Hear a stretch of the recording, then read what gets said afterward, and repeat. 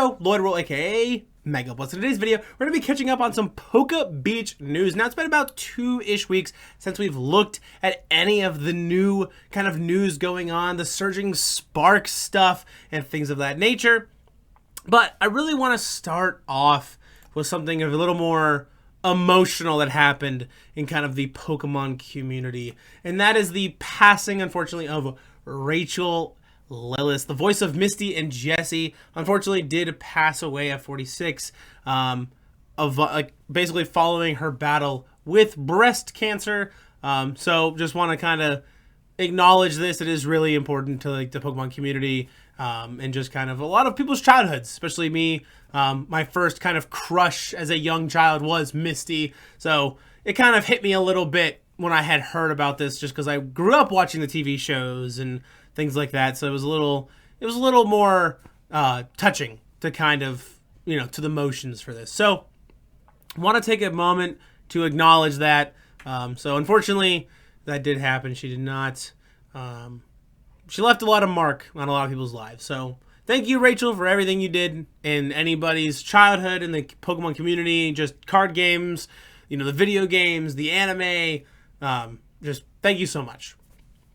So moving on to some of the other stuff, like the world stuff and kind of things of that nature. We'll get into the Surging Sparks stuff shortly after that. But I do want to take a second to kind of just talk about a lot of the things that were going on at the World Championships. We had the Pokemon TCG Pocket kind of get announced and kind of more like showcased and stuff at the World Championships, and you can find different videos and stuff about that. But these were some of the cards that had kind of gotten released in the Pokemon TCG Pocket, and I will say the arts on these cards are absolutely phenomenal. Pokemon just absolutely kills the artwork on cards constantly. This Pidgeot picking up the Magikarp out of the water, you get the Squirtle kind of swimming around, and even not the full art cards. I mean, just like the absolutely like beautiful arts they have on these cards are just phenomenal. So want to acknowledge that as well. And then we have the trophy cards and the Autovite claws and stuff removed, and the kind of world's playmats and things like that. So we'll take a quick peek at some of this stuff. These were some of the shops and things like that at the World Championship. Some of it is exclusive to certain players and things like that, and some weren't, to my knowledge. But this was the exclusive Pokemon World 2024 like side event playmat, to my understanding. And I think it's absolutely phenomenal, especially as someone, and I've said this 100 million times, and I will continue to say this. I'm a huge fan of just Pokemon art cards where the Pokemon is like underwater or in the water, and it just really appeals to me, and I've always been a big fan of that. So pretty cool, and especially with worlds being in Hawaii, on the islands and stuff. Of course, water and stuff like that are gonna be a theme in a lot of these things. And then, of course, the World Championship promo card that everybody got was Paradise Resort. Not very useful in any sort of play, but just a cool thing to kind of just have and own. And, of course, once again, the art, phenomenal. Kind of Pikachu surfing and stuff. Alolan Raichu surfing on his tail. You got Goldango riding the wave and stuff. Absolutely love that. So they also had a code for Worlds. I don't even know if it's still actually viable. It says August 26th, so it will still be viable. So if you haven't quite yet redeemed your Petrarunt EX, it's going to be Outburst Worlds 2024. And I believe there's like an unlimited amount of these, so you can kind of just get one for like every account or whatever. So Outburst Worlds 2024, or 24, sorry. Definitely make sure you get that. And we have the Pokemon TCG Pocket and stuff, the demo and things like that. There's a lot of videos you can kind of see for it, and it was pretty cool to watch. I mean, I definitely saw like a quick clip of it, just kind of like on a YouTube short, and it was really nice. And I believe it was one of the casters, I want to say Chip Ritchie, had opened this Sabrina full art, and just absolutely just incredible. I mean, the backgrounds, the color clashing, and all those things is just really surreal. And I love the kind of edging they did with these cards, where it's like that like kind of groovy, wavy type thing going on. I just think it looks really cool. And just, I don't know, like this Primeape just looks incredible. It's just, it's the art that really just gets me in the Pokemon TCG. I mean, look at this Articuno EX. That is just unreal. Just the art in these cards. You know, we already saw the Squirtle and the Monopod and stuff like that. So, really cool. I'm glad they see that they're putting the effort into the Pokemon TCG Pocket and the just artwork. They're putting in the effort for that. And I think that's incredible. And I think that really speaks volumes about just Pokemon as a company as a whole. And then the kind of banning for expanded. Who cares? All right. Moving on to something people actually care about. So we have more stuff revealed from Paradise Dracana. We're going to take a look at some of these art cards here. We got the Latios, I believe this one is. And then we have the Latios EX here. Kind of looks like they're based off of the movie, which I thought was pretty cool. Got this Execute just hanging out with all the different sports equipment hanging out on the towel here. You got a tennis ball, roller skates, and basketball, tennis racket. Skateboard, which I think is really cool. I just like the art on that. And then you got the Alolan Exeggutor EX. I love the art as well in these cards. You're going to hear me say that a lot. I love the art. I love the art. I've really grown to appreciate just the art of Pokemon as a self, as the cards. And I've really started to touch into my inner collecting part of the Pokemon TCG. I used to not really collect, and I used to be like, oh, no, only buy cards that I'm going to play with. But now I've gotten to a point where I do not mind spending some money for my collection to just look nice and to kind of be like, I own this card. I do not mind doing that at all. So we also got the Flygon EX here. So we'll take a look at some of the other cards that ended up getting released. We got the Megaton Blower here. Discard all the Pokemon tool cards that are special energy attached to each of your Pokemon and discard any stadium card in play. Not a bad A-spec by any means, but very situational. There's not a lot of tools that get used that often, minus like Forest Sealstone and a couple others in certain decks. Special Energy is another one. I mean, not a lot of decks play Special Energy, you know. Some decks play double turbos and stuff like that. Some decks like Lugia are all Special Energy for the most part. So it's kind of hit and miss with that Megaton Blower. We got Helper Bell. You can only use this card if you're going second and only on your first turn. Choose your deck for a support card, reveal it, put it in your hand. Not super great, kind of mid at best. We got Counter Gain here. If you have more prize cards remaining than your opponent, the attacks of the Pokemon this card is attached to cost one colorless less.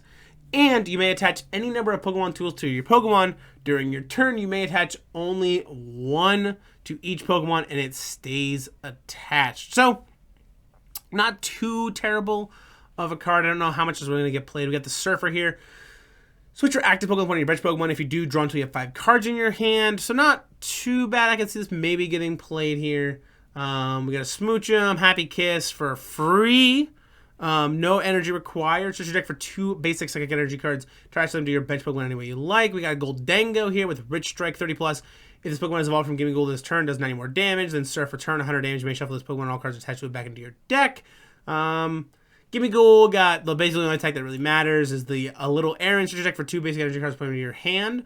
Maybe this could get played in like Goldango EX potentially. We'll have to see. Got Braviary here. The drag out attack. Switch in one of your opponent's bench Pokemon with their active Pokemon. This attack does 40 damage to the new active Pokemon. So maybe we see some play in that. We got the Ruhl EX with this ability.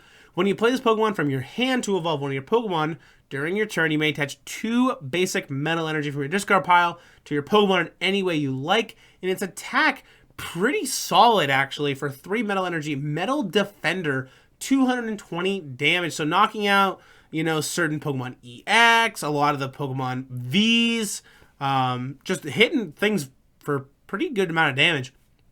So 220 damage.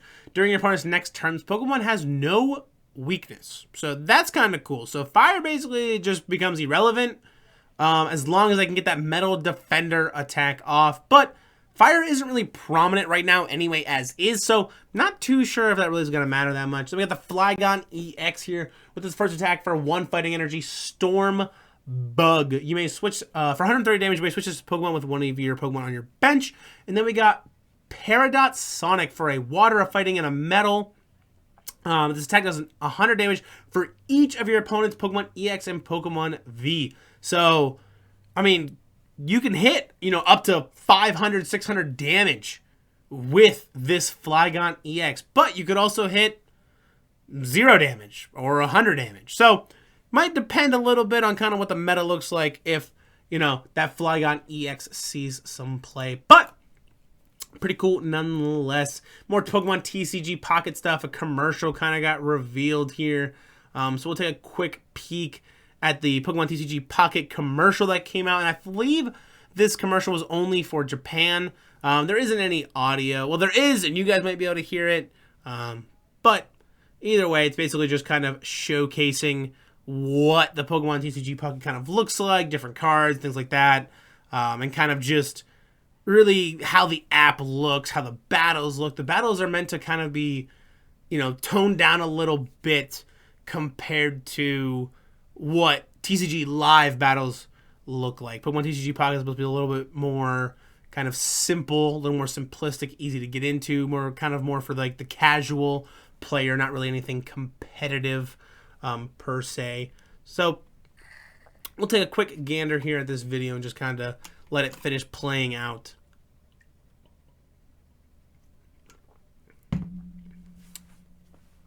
So, and I think, okay, there is more, sorry.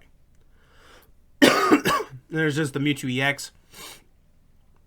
Also, bear with me, I'm coming off of still being sick, as I did have COVID last week, so I still have a little bit of a sore throat, a little bit of a cough, and a stuffy nose in a little bit, so I'm still kind of trying to come over that a little bit and trying to push through that. So, pretty cool for the TCG Pocket. Once again, these art cards, I mean, just look at that Moltres EX, the Zapdos.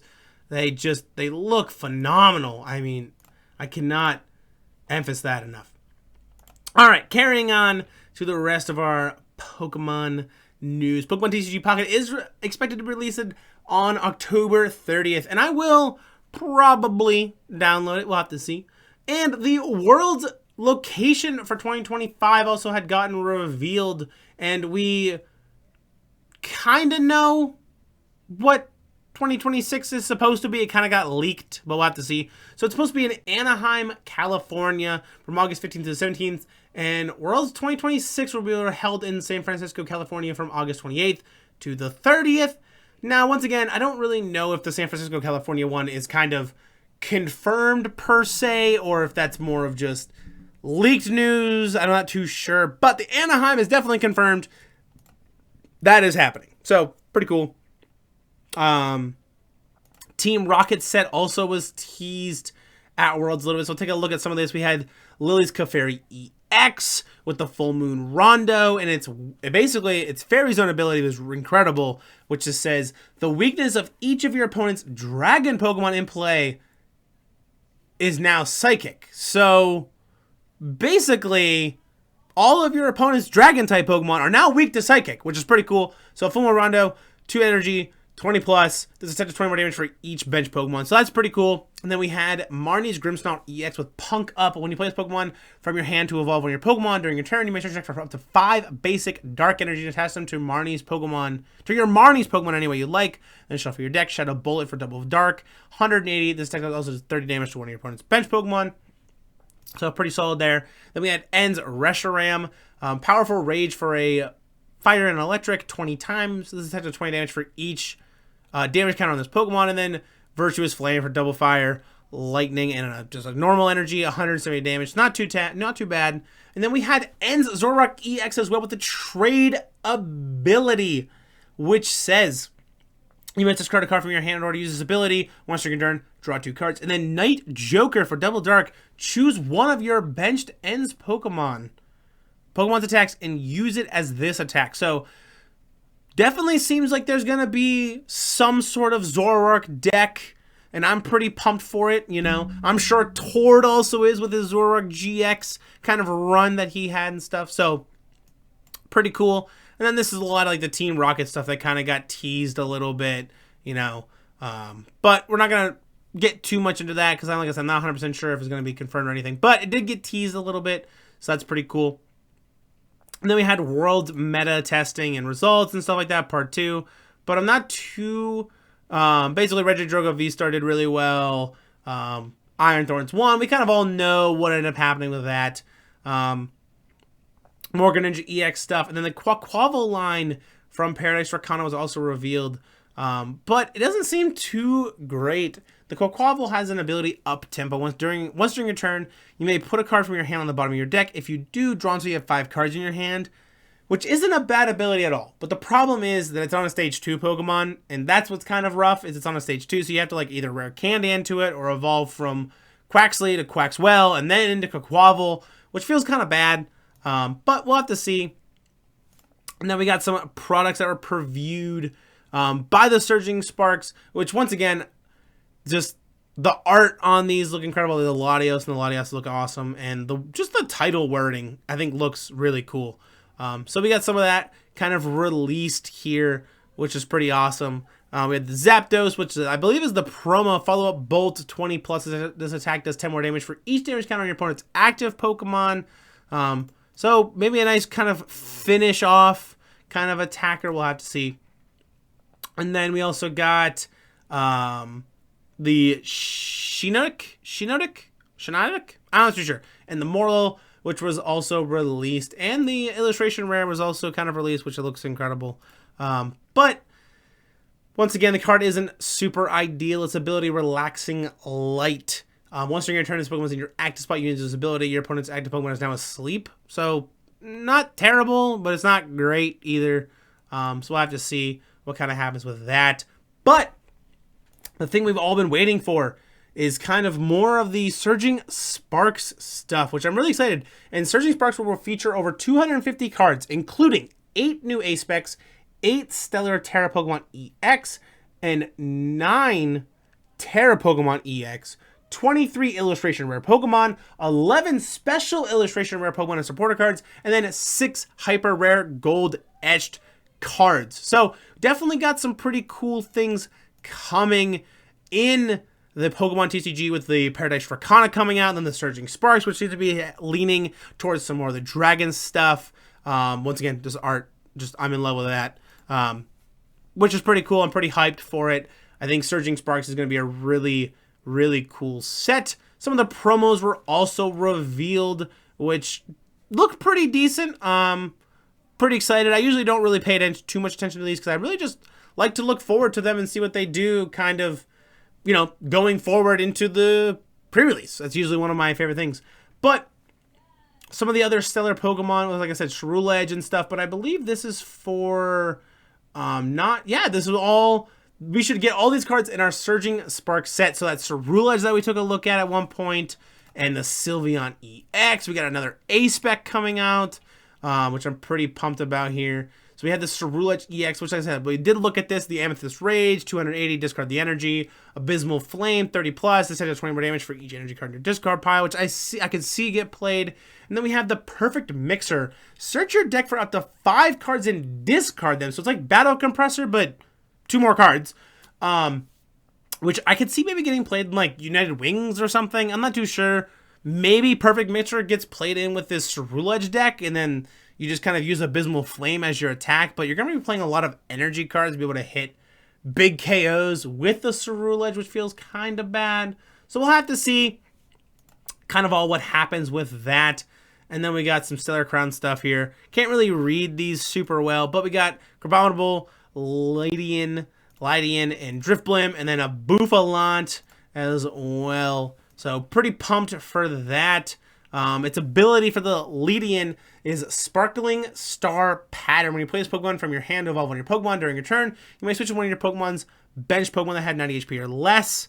And then we have the Driftblim, which is the Everyone Explode attack. Everyone Explode now 50 times. This attack does 50 damage for each Drifloon and Driftblim you have in play.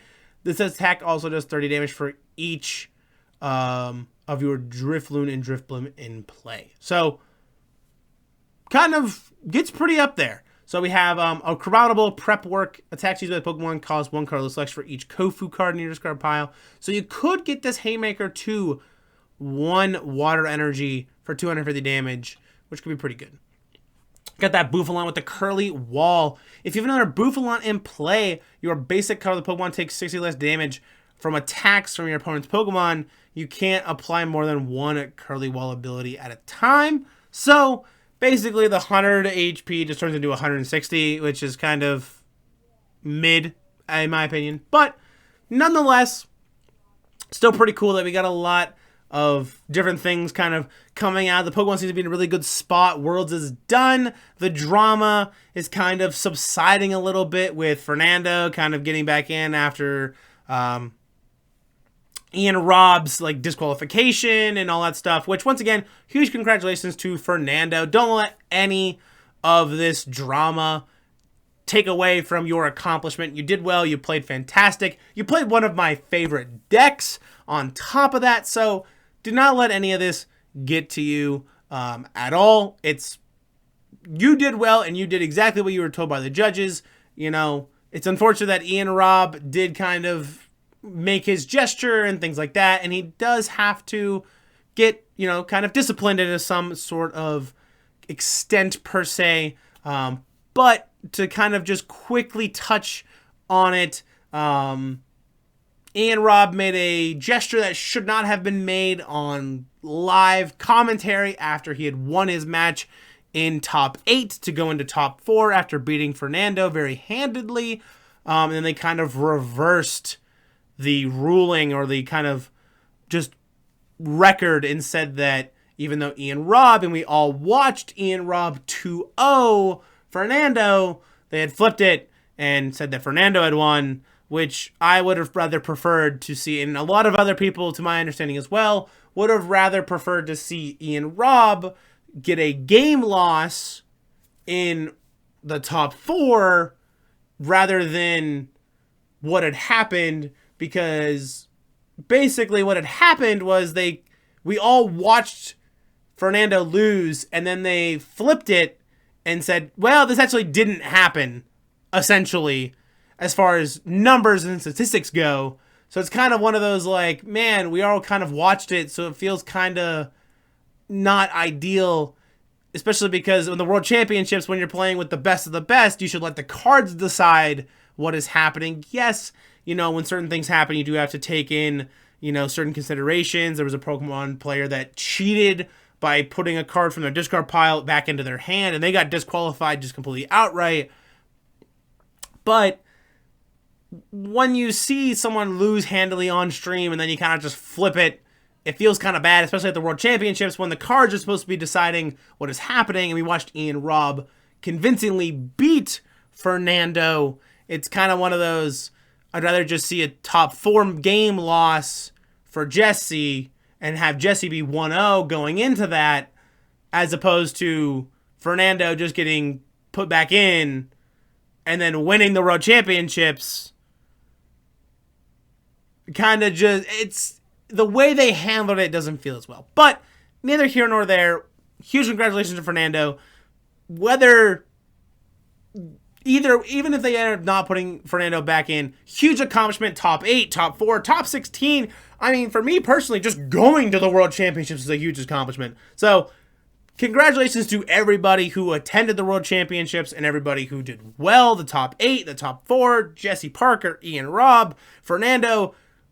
Huge congratulations to everybody. It was just an amazing thing to watch, and I absolutely loved the kind of new template and stuff they had for the showing of the World Championships. I thought it was really, really cool. But that is going to do it for all of us today. We talked about the World Championships. We talked about Surging Sparks. We touched up on the Stellar Crown stuff. We talked about Pokemon TCG Pocket. You know, the passing, unfortunately, of the voice actor, which, once again, very unfortunate that Rachel Lillis did pass away. But we talked about that. We talked about just pretty much everything, really. So I'm really excited for the new season. I'm really pumped. Pokemon Cups and Challenges are kind of already out, and I've attended a couple things. Nothing crazy. However, Regionals are going to be coming up here soon. I was originally going to go to Baltimore, but it doesn't seem like that's going to be working out, unfortunately. However, I do plan on going to Louisville, Kentucky. That is kind of something that is going to be in the cards for myself. So I'm really excited to hopefully be attending Louisville, Kentucky. I plan on attending NAIC and a couple other regionals as well this year. So if I end up seeing some of you guys around there, absolutely be excited to kind of just chit chat and spark up some conversations. But that's going to do it for us today. If you guys are into the content I've been making for the channel, don't forget to leave a like, smash the subscribe button. I really would appreciate it. And I'll see you all in the next one. Peace!